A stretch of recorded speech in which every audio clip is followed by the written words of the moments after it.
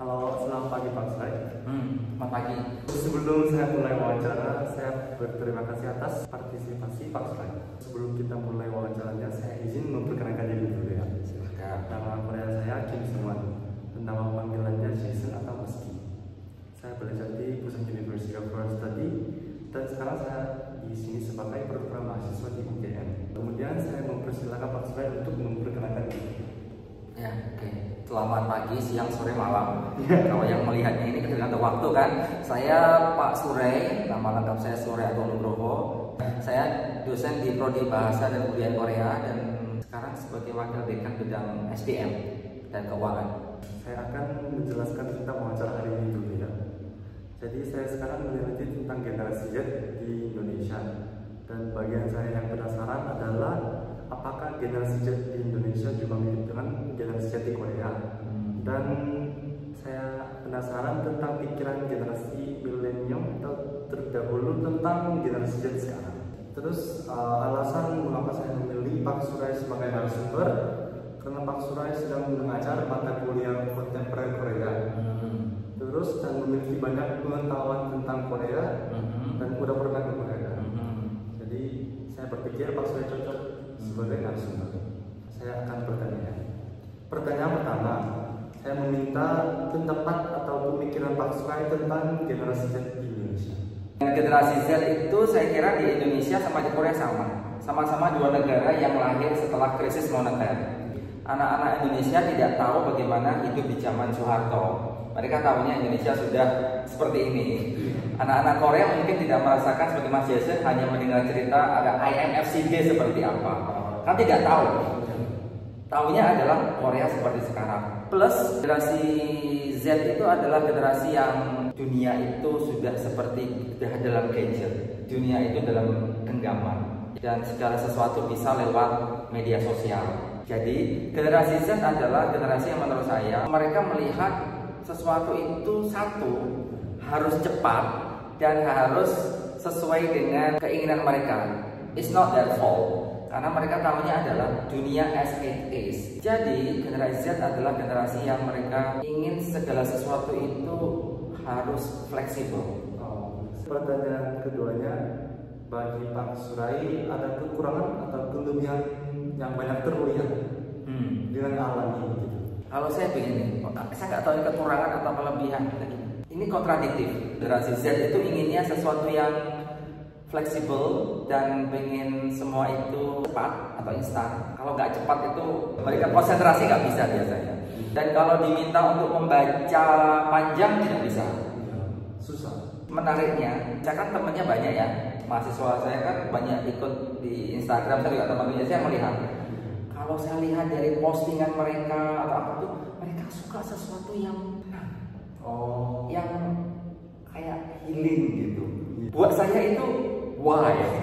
Berarti ini ada dua hal generasi Z itu. Saya percaya generasi Z akan ada generasi-generasi setelahnya. Ada generasi yang lain. Mereka akan melihat generasi Z sebagai generasi yang apa itu? Obsolete. Itu sudah lama, sudah kuno. Ada harus siap-siap. Karena dunia berubah terlalu cepat. Terus berubah. Jadi apa yang kita bicarakan generasi Z sekarang ya mungkin untuk sekarang. Generasi Z nanti akan dilihat sebagai generasi yang sudah kuno juga. Apalagi saya, kronika, saya tidak berusaha untuk mengikuti. Jadi kalau ada kelebihan kurangan itu bukan kelebihan kekurangan. Ojo su omen sawang sogeso. Anda hidup seperti ini. Ya udah, bagaimana menggunakannya? Nah, karena kalau saya menganggap itu kekurangan, saya pasti akan clash. Terus akan tidak cocok dengan generasi Z. Pertanyaan ketiga ini, saya juga ingin tanya sikap generasi Z kepada generasi terdahulu bagaimana? Misalnya sikapnya tidak sopan atau mereka langsung berpikir pasti generasi dulu atau terdahulu tidak tahu cara memakai ini atau itu atau mengejek orang gitu. Itu ceritanya banyak ya, tapi secara general saja Mas. Setiap generasi atau setiap dekade itu berubah. Di Indonesia dulu lah, di Indonesia tren itu selalu berubah. Dulu saya tidak bisa menerima misalnya kata anjir. Tahu ya, kata anjir itu kan sesuatu yang kalau buat generasi saya tua, itu sesuatu yang mungkin satu agak sopan atau agak kurang sopan. Tapi generasi Z malah biasa bilang. Saya lewat di sini tuh anjir itu biasa, itu biasa. Katanya itu kan anak mahasiswa generasi Z semua kan itu. Itu bicara anjir, cewek-cewek pakai jilbab gitu, kayak gitu kan. 진짜 실례가 되냐 무례가 없는 실례가 없는 학생. Tapi asalkan itu di lingkungan mereka, dalam close knit, dalam komunitas mereka sesama generasi Z, itu tidak apa-apa. Namun mereka keluar kan di kelas, di pojok itu kelas, wah anjir, mereka lupa itu bahwa lingkungannya itu di kelas karena sudah terbiasa. Mereka sebenarnya bilang itu wow hebat kita, tapi anjir. Sebenarnya kan hanya bilang hebat atau wow hebat, wah bagus atau wah kok bisa sih gemes. Mereka kamtan tapi dengan kata anjir. Ini yang pertama terakhir. Yang terakhir. Apakah Pak Surai berpikir bahwa komunikasi antar generasi itu sulit? Misalnya pasti ideologinya berbeda karena lingkungan hidupnya beda lagi. Jadi susah bersimpati atau menyetujui tentang hal tertentu. Pasti. Sebelum ada generasi Z, saya beda dengan generasi anak saya. Hal apa bisa sebagai contoh? Oke, sebelum sebagai contoh, saya harus melihat justru generasi Z itu generasi yang terbuka. Itu open minded, terbuka dengan apapun. Perubahan sosial, paradigma politik itu mereka lebih terbuka. Justru kalau pertanyaan Mas Jason, apakah ada clash karena perubahan ideologi, malah justru masih bermasalah dengan generasi saya yang sebelumnya. Sampai sekarang, saya bisa mengikuti perkembangan, tapi generasi yang tua-tua yang konservatif itu belum tentu. Kalau generasi Z, malah saya nggak khawatir. Saya bicara apa, mereka mau nggak mau, walaupun mereka banbak. Mereka suka banbak.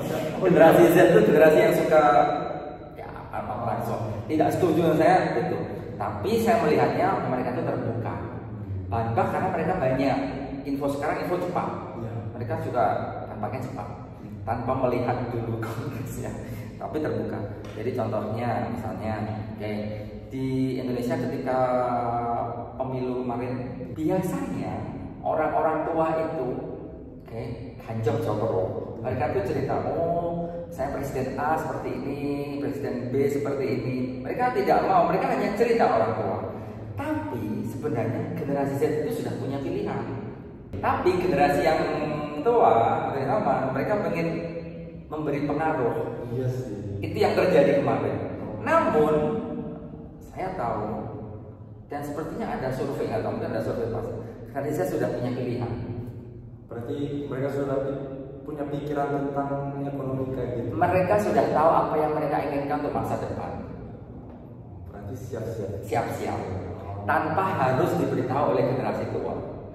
Generasi tua, saya pun termasuk generasi X, ingin sekedar cerita ke misal anak saya, oh ini begini begitu. Karena kita ingin, sebenarnya maksudnya baik, ini lebih baik loh. Tapi generasi Z tidak mau mendengar itu.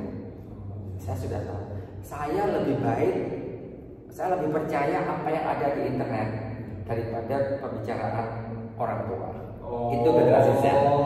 Karena ada banyak pengaruh dari sosial media. Yes. Termasuk Anda pasti.